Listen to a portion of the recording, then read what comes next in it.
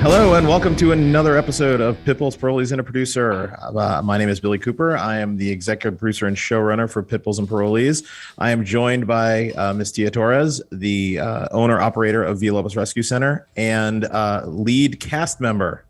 I think I got it for Bulls Parolees. For Bulls and Parolees, we are also joined today by Andrew Greenberger, former executive producer and showrunner for Bulls and Parolees for 2 seasons. Andrew, what's up?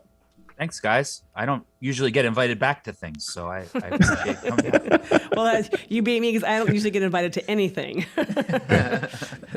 All right. So today's episode, again, is sponsored by Chewy.com. I'm still hoping. You gotta, I got a dream. Chewy, if you're listening. Chewy, if you're listening, we need a sponsor. We'd like a sponsor. Yes. We buy a lot of stuff from you. Villalobos is a very good customer. You could kick a little money our way to help us out here. Just like throw us a tennis ball or something, man. Something, Frisbee, yeah, you know? Yeah. Also, for those listening at home, watching at home, this is your spoiler warning. We are going to be talking about the 4th episode of season 1. If you have not seen the episode, we are going to talk at length about it. We are going to spoil it for you. If you are interested in rewatching it, it is episode 4, season 1. You can find that on Discovery Plus.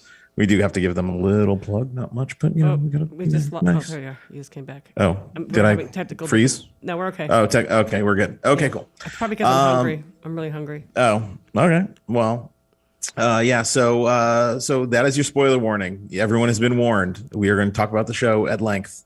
So there you go. I'm pretty sure after all these years they've watched it, though. You got to hope. I mean, you got to hope somebody who's on this platform, who's listening to this podcast, has 1, watched the show, or 2, seen it so many times they know it by heart. There you go. Something. There you go. Okay, so as always, I'll start with the episode description as written by our friend Andrew here. Again, typos be excused, but there are several.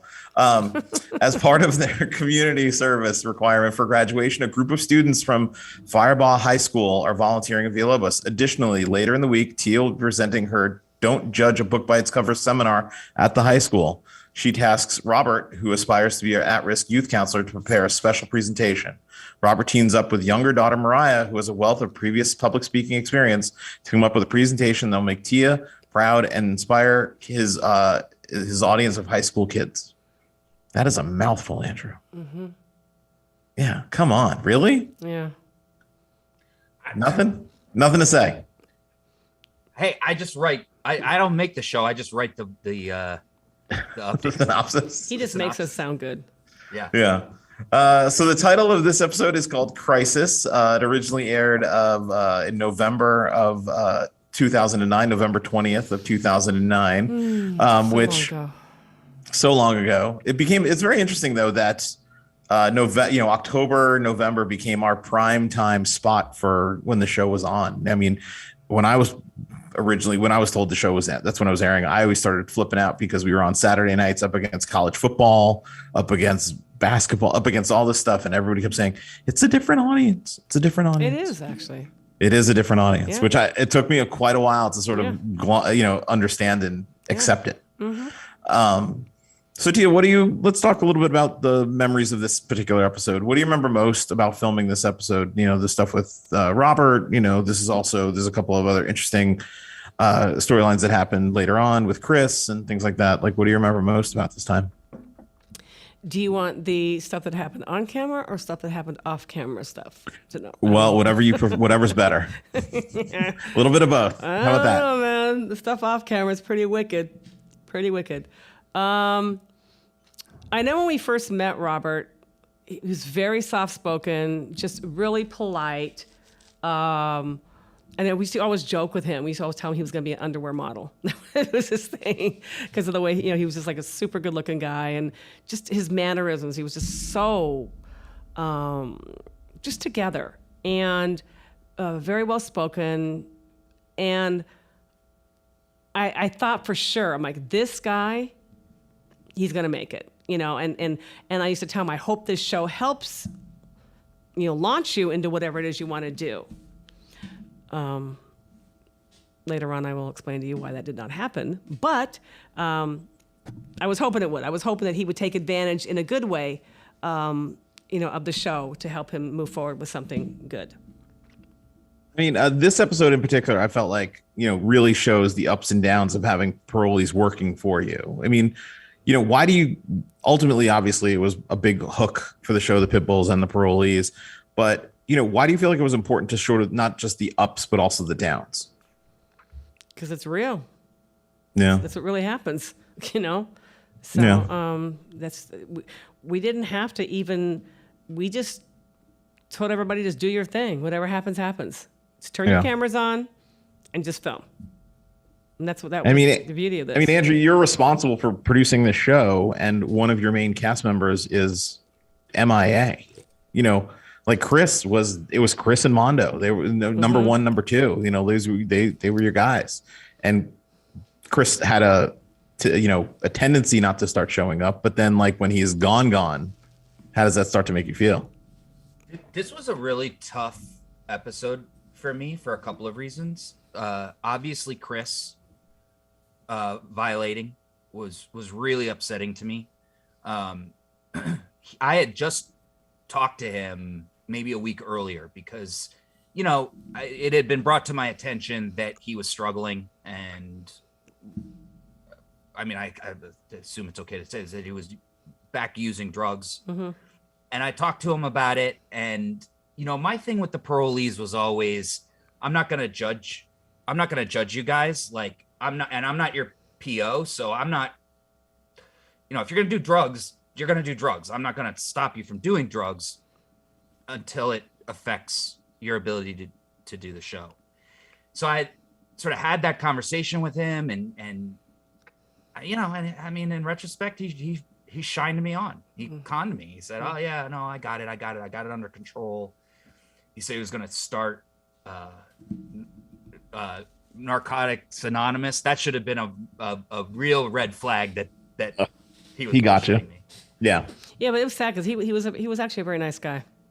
When it happened, when we finally found out, when Tia finally went to the computer and typed in his name and it came up, and we told all the other parolees what was going on, like I just saw these walls go up with all of them, right? Like, and Jake in particular, like, would not take it seriously.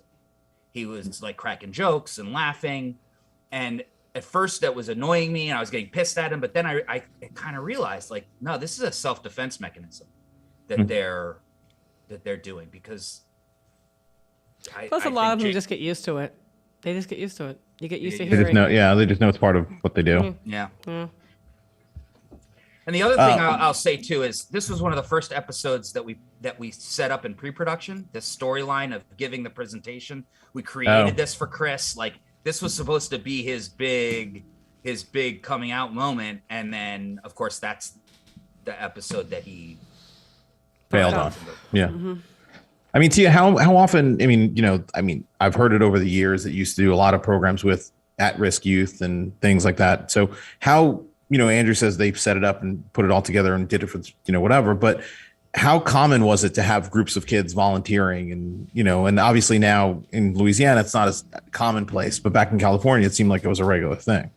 Yeah, I mean, a lot of the times we would like go to a facility where they were at, but we didn't have a whole lot, show up to volunteer. Most of the time we would go to their facility to bring a dog and do a presentation. Got it. I mean, do you feel like, it's funny because, I think this episode, I don't know if it's true or not, but, coming down the pike in a couple, in season 2, season 3, Rico, the original, shows up. And I remember the story, his mom watched, right? What was the story? His mom knew about the show, and she lived close by, and she showed up and asked me if I would take her kid. Just take her kid, put him to work, and fix him. Just fix him. And he was really rebellious, had a really shitty attitude, which he did. Yeah. And just turned him loose with the dogs, and I didn't have to do it. I didn't even have to have a talk with him. The dogs just worked their magic, and he turned out to be the most amazing kid. He was great. I mean, Rico and hung with you for a very long years, time. Yeah. Right? Until he moved to Kentucky with his grandparents. Yep. Mm-hmm. Yeah. All right, so let's jump to our standout storylines. So this episode in particular had the show is starting to the Pipples and Parolees format of the rescue adoption family story starts to come together in this episode. I felt like in particular, this has the Terry and Parker adoption. Although interestingly enough, no home check. By the way, for the shortest turnaround. What do you mean? What do you mean? A dog getting a home. Oh yeah, pretty quick. Although no home check, no on-camera home check, which I think you had mentioned later on that he'd owned pit bulls for years and years and years, and you saw his backyard via photos and things, and whatever. So, then obviously, as we talked about it, Chris goes missing. But Chris going missing also leads to a little bit of a confrontation with Tanya, that you then you sort of make her put her money where her mouth is, so to speak, with training, and you make her train. Patch. Remember, she has to train Patch in order to get herself out of working in the kennels. And then Parolee Robert speaks at the school, like we talked about. And then this episode also features the Tank rescue. Tank, soon to be later called Tater, a dog we all know for many, many years to come. And actually, it was funny. I didn't realize this. Tank actually goes to the high school. You brought Tater to the high school, and there's a shot of Mariah sitting there with Tater by her side, which is so crazy to think about, knowing that what ultimately comes down the pike. I mean, so Tia, for you, like what of these storylines really stands out, as the sort of standout storyline from the episode? I used to work with a juvenile hall back then, right before the show. So working with teenage kids, I really enjoyed doing that, and it's something that I do miss because now I don't have the time. That's the curse of having this TV show, because it made everything way bigger and busier. So I don't get to enjoy that anymore. Yeah. Andrew, what about you? What really stands out for me is the high school. It was in Linwood, which was a tough area. The high school itself was pretty. It looked really nice, but it was a fortress. And I still remember Tia walking the dogs through there were like these courtyards and these outdoor hallways and stuff, and the kids seeing the dogs. And I mean, I think what it was like, there ain't no nature there. Like, there weren't trees, there wasn't grass, there weren't animals. And like, I don't know, like sometimes you'd think, like, if we had shot that same scene on the 3rd Street Promenade, people would have been like, oh no, there's pit bulls. But in this environment, like, the kids just seem so excited to have animals there and to be interacting. I don't know, it was a powerful, like, from the minute we got there, it was a pretty powerful day. I mean, and this was also like, I mean, in the early goings of the show, I mean, the preconceived notions of pit bulls were fighting dogs, and they were the tough dogs, and they were, the rappers dogs and all this kind of stuff. So, I'm sure for those kids, and I think at one point in the episode, there's you guys did a bunch of interviews with the kids, and they're like, what do you think of the pit bulls? And they're like, I like how they look, and they're like, they have a tough jaw, and their jaw's locked. And like, all the kids were sort of like basically playing into all the stereotypes that they knew, 100%. Which is kind of so crazy to think about. And one of the things that, Tia, we always talk about is that we think the show with all the work of the show, a lot of those perceptions sort of went away. Yeah, but over the years, like Andrew said, Linwood, it's an area where pit bulls are pretty much only used for a couple of things. For guard dogs, dog fighting. This is what they're known for. They're not pets. They're not family pets. Yeah. At least back then they weren't. Things probably might have changed by now, but this is how kids. It's the environment that they grow up in. Yeah. I mean, for me, the standout story really is the Chris goes missing. I mean, over the years, the ups and downs of the parolees, the trials and tribulations of, the guys coming and going and, succeeding and failing. And, I mean, we've so many stories of the guys, I mean, in the early going, Chris falls down, Jake falls down, over the year, we had a lot of it happen. But the thing that worked the best was when these guys, like Jake, fell down, but he got back up and he became, and that was a big deal. and he learned from his mistake. Earl fell down and got back up and fell down again and got back up again. And, I think it was one of those things where I think it just spoke to the resilience of the program that you gave, the foundation you started to give them, that they could do that, and I think the guys that really sort of understood it, he didn't come back though, Yeah. Did you ever find out what happened to Chris? No, I'm never. Not for lack of trying. Yeah. Right. Not for lack of trying. Yeah. No. Andrew, can you sit forward? Sorry, can't hear you. Oh, you're my mother. I know, but you're gonna be the one later. You're the one that has to edit this, and you're gonna be complaining. You're gonna be complaining about your own audio later. So I'm just saving you a complaint. Anyway, all right. So that brings us to our featured people. Our featured firsts. This is Mariah's first episode. How old was she? I think was Mariah 16 when this episode was filmed? She was little. I don't know. She was 16. It was also the first episode that we didn't have to. It must have been after her birthday because it's the first episode that we didn't have to be watching her how many hours. She had certain limitations. That's right. But you guys I can tell you it was after she was 16 because on her sweet 16, our house was getting raided by the cops looking for AJ. That's right. That's true. Family moments. Well, for a very long time, Mariah felt like her birthday was cursed. She still does.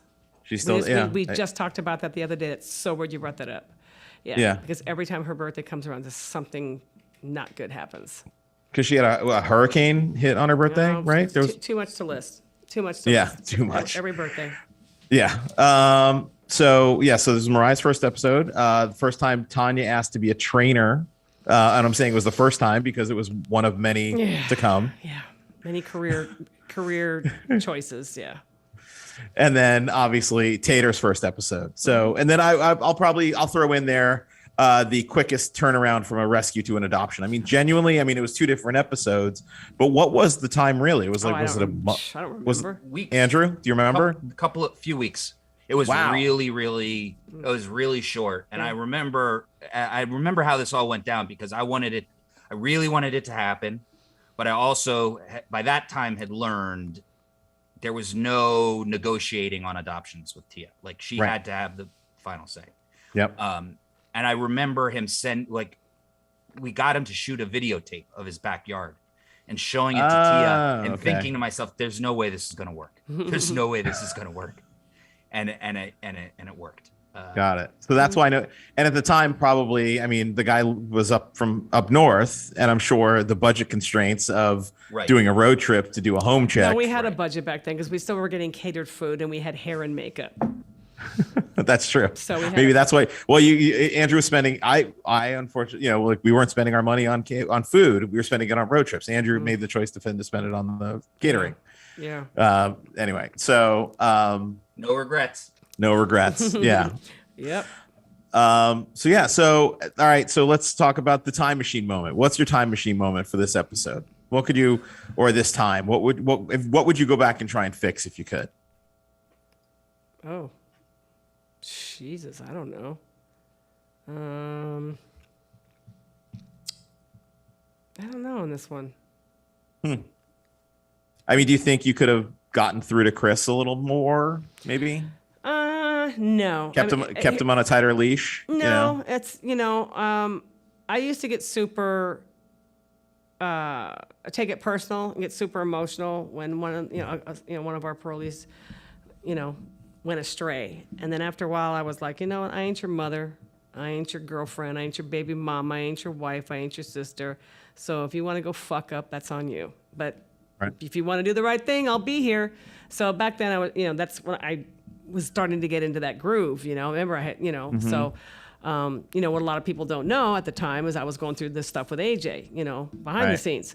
So I was kind of getting really just hardened by that whole life. So, when Chris started to go astray, I'm like, all right, nothing I can do about it.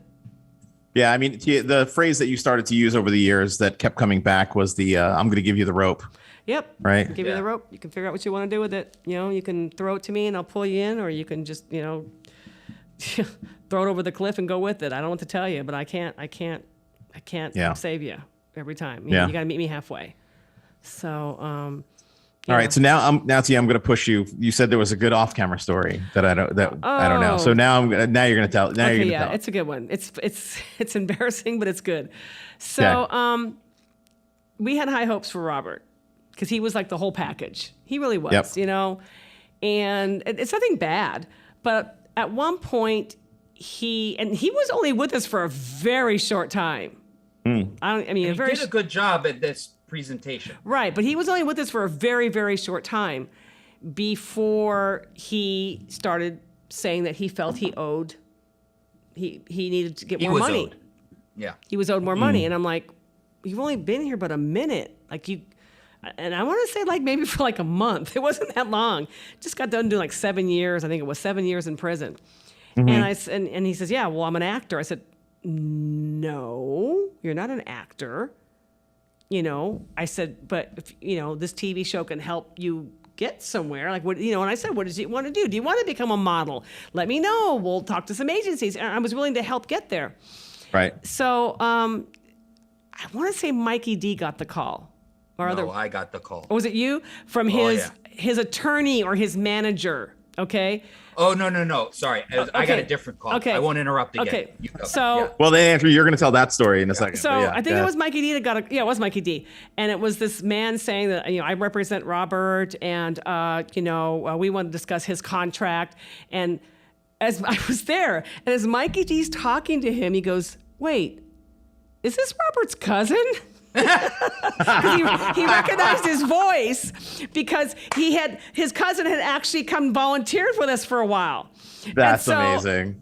He was like, he goes, you're not his attorney. So I'm like, what? And so I'm like, you know what, dude? Kick rocks. You know, that's funny. Is that why you're really here? And so that's what kind of bothered me. I'm like, so you're here just to become famous, you know? And I offered to get him there, you know, but you got to be here a minute. So that was just the funny story. And then he ended up quitting. He did quit, and he did quit. When did Andrew? Do you remember? I mean, he made it through the whole season of filming, right? He quit between seasons because he was gone by the time season 2 rolled. I don't know. He didn't. No, he didn't quit. He didn't quit. He didn't quit. He got fired. Oh, because he. Is this the part? The phone call that I got. Oh, okay, so here you go. So that's what I know. Okay, go ahead. The phone call I got was from Discovery Channel Human Resources. That's right. I remember that. Tell the story, Andrew. So after. It's a good one. So I guess after the little run-in with the cousin, the lawyer, he decided to start calling Discovery Channel in Silver Spring. Wow. Like just going to the home office, the mothership. Calling. And here's the thing. Didn't he freak out the receptionist or something? Scared. Like got her phone number or something? Her personal number? No. I think what it was, Tia, is like, I mean, did you ever go? You'd probably never been to the offices in Silver Spring. No. I mean, you couldn't. It couldn't be more different from a Villalobos type environment. Right? I think she got scared because it was a parolee calling. It's the literal ivory tower. Okay. Yes. And so, I mean, they were whoever he was talking to. I don't think he was trying to intimidate them. I really don't. But they were scared because he was on parole. Yeah, and I had to kind of check myself too, because when I first got this call, I was like, "Oh, give me a break." Yeah, he was trying to get more money. He's trying to get more money, but I think you're overreacting a little bit. I mean, it's just a phone call. He lives on the other side of the country. What do you think he's going to do? Name of the show is Pipples and Parolees. And then there's that. And by the way, it's your show, Discovery Channel. Like, you know. What else you want? Yeah. So, but then I kind of checked myself and was like, all right, look, if I didn't know, I probably would be intimidated by this too. So I called Robert and I said, listen, dude, you gotta, whatever this is, you gotta stop. Like, because you're gonna get in trouble. They're gonna violate you. They're gonna call your PO and you're gonna get violated. And I had a rule too, that if a parolee got violated because of something that the show did, that I was gonna quit. Like, that was my sort of line in the sand. That if we ever hurt an animal or a parolee got violated for the show, that was a line I didn't want to cross. And so I started to be like, if he gets violated in this scenario, do I have to quit? Right. that's exactly what he did. He kept calling, and so that's when we fired him. That's right. Yeah, I remember that now. Yeah, he kept like demanding and I don't more know money. if they actually. I mean, I felt very strongly that the network should not call his PO. Like, I just didn't think. Yeah, I don't think they didn't do that. They didn't do that. I don't think they didn't. No, they didn't do that. No, he was just demanding money because he was an actor. We're like, you're not an actor. But and again, we kept saying, but if you want to go that route, we'll help you. But you got, you know, just hang in there. You've only done like one episode. You know? Yeah. I mean, that's the thing that the audience needs to understand, and the people listening at home. The Parolees, they don't work for the show. They work for you, and then that's it. You know, it's not like the thing is this, and here, years later now, okay? Yeah. Years later, I tell Earl, I tell Tony Converse, regularly, hey, you guys, do you want to like do something else with your life? You know, let's use the TV show to give you a platform to do something. What else do you want to do? And they're like, nah, mama, we're good. So, you know, it's like, come on, Robert. Like you could have had something. We would have helped you. Yeah. You know, but then you have, you know, Earl and TC have been with us for 1,000,000 years, and you know they never did anything like that. And we could have given them every opportunity to do that. So we could have helped them, you know. And it's like I said, he was the whole package. Like Robert, you could have been an underwear model. All right, fine. Okay, so getting back on track here, but yes, I agree. Yeah, Robert, we wish you well, but I know. I hope he's doing good. I mean, it was like I think it just the excitement, it went to his head. Everything just you know, it was like a little. I mean, that has happened again. That does happen again later with some of the Parolees getting a little big for their britches. Right around that time when we had Mondo and Chris, I'll never forget. And I never found out that this was production doing this. But I think they put out like a Craigslist ad or something. They were looking for parolees for the show.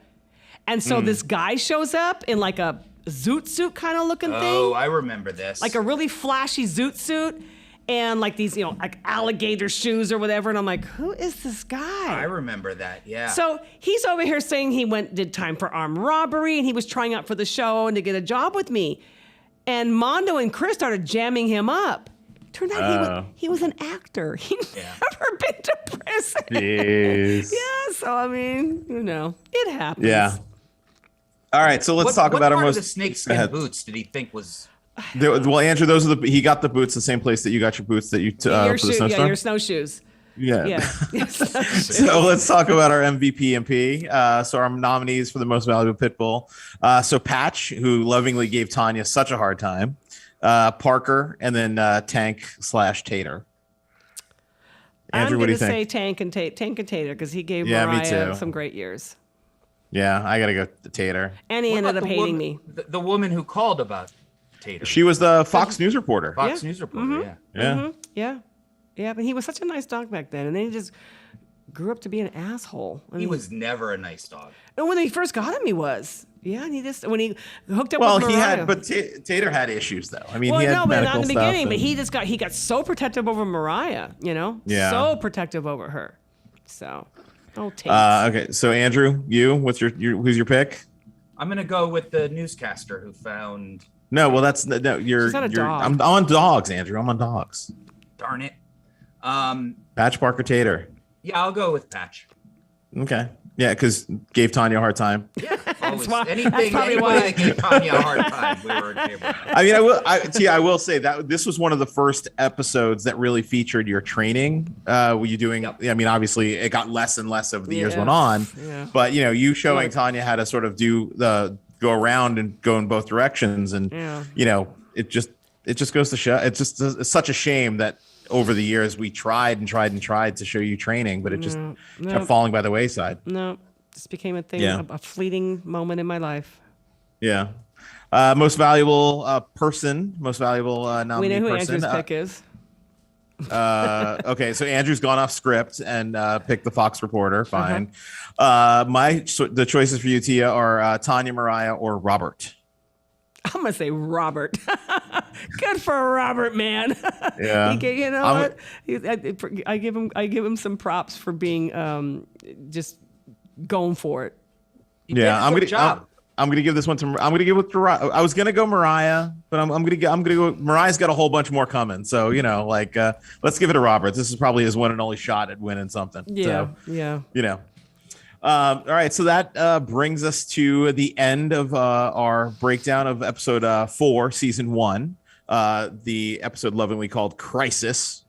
This one we one word titles. Crisis. How many episodes did we have in this season? Our first season. 6. There were 6 episodes, so we're almost there. Mm-hmm. So keep listening. More episodes of Bulls Parolees and a Producer are coming your way on Tia's Patreon platform and The Rabid Reality. This episode, again, was produced by Candace Cabet and Dana Langford. Tia, thanks for joining us. Do I have a choice? Hey. And then Andrew, thanks for coming along. Hope you enjoyed the ride. Maybe we'll see you again soon. I don't know. We might ask you back. We maybe not. No, he's good. He has a little spice. Oh, look at that, Andrew! You earned a. You're getting invited back. You're getting invited back. All right. Yeah. Cool. So those of you who have paid for the video version of the podcast can see that I'm blushing. All right. I gotta go feed my dog before she starts barking. So thanks everybody. We'll talk to you soon. Thank you. Thanks, Tia. Thanks, Andrew. Bye. All right, Brian, let's get out of here.